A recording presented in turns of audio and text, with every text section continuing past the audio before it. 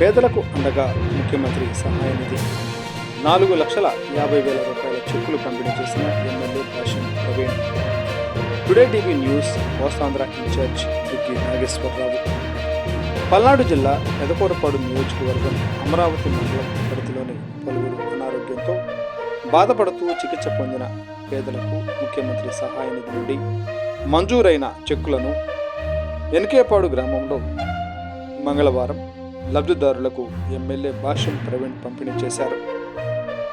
ఈ సందర్భంగా ఆయన మాట్లాడుతూ అనారోగ్యంతో బాధపడుతున్న పేదల పాలిట ముఖ్యమంత్రి సహాయ నిధి ఒక వరం లాంటిదని ఆయన పేర్కొన్నారు.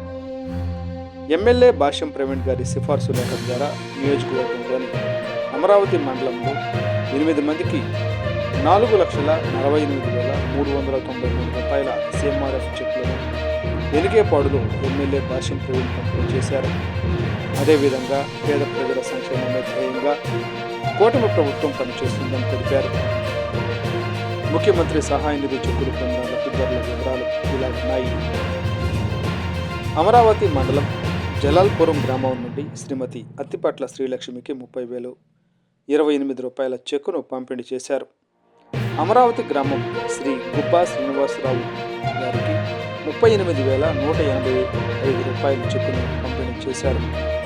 అమరావతి మండలం నెమలికందు గ్రామానికి చెందిన శ్రీ షేక్ జాన్ సైదర్కు 81,000 రూపాయల చెక్కును పంపిణీ చేశారు.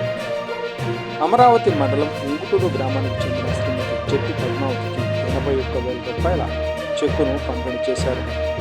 అమరావతి మండలం వైకుంఠపురం గ్రామానికి చెందిన నందూరి చిన్నప్ప గారికి 44,000 రూపాయల 253 రూపాయల చెక్కును పంపిణీ చేశారు. అమరావతి మండలం ధరణికోట గ్రామానికి చెందిన కాకర్ల కోటేశ్వరరావు గారికి 81,000 రూపాయల చెక్కును పంపిణీ చేశారు. అమరావతి మండలం లింగాపురం గ్రామానికి చెందిన శ్రీ చుండు వెంకటారావు గారికి 67,761 రూపాయల చెక్కును పంపిణీ చేశారు. అమరావతి గ్రామానికి చెందిన శ్రీ షేక్ మైసూర్కు 25,165 రూపాయల చెక్కును పంపిణీ చేశారు. ఈ సందర్భంగా లబ్ధిదారులు పెదకూరపాడు నియోజకవర్గ శాసనసభ్యులు భాష్యం ప్రవీణ్ గారికి మరియు రాష్ట్ర ముఖ్యమంత్రి వర్యులు శ్రీ నారా చంద్రబాబు నాయుడు గారికి ప్రత్యేక ధన్యవాదాలు తెలిపారు. ఈ కార్యక్రమంలో ఎమ్మెల్యే భాష్యం ప్రవీణ్ గారితో పాటు పలువురు తెలుగుదేశం పార్టీ సీనియర్ నాయకులు, కార్యకర్తలు, అభిమానులు, లబ్ధిదారులు పాల్గొన్నారు.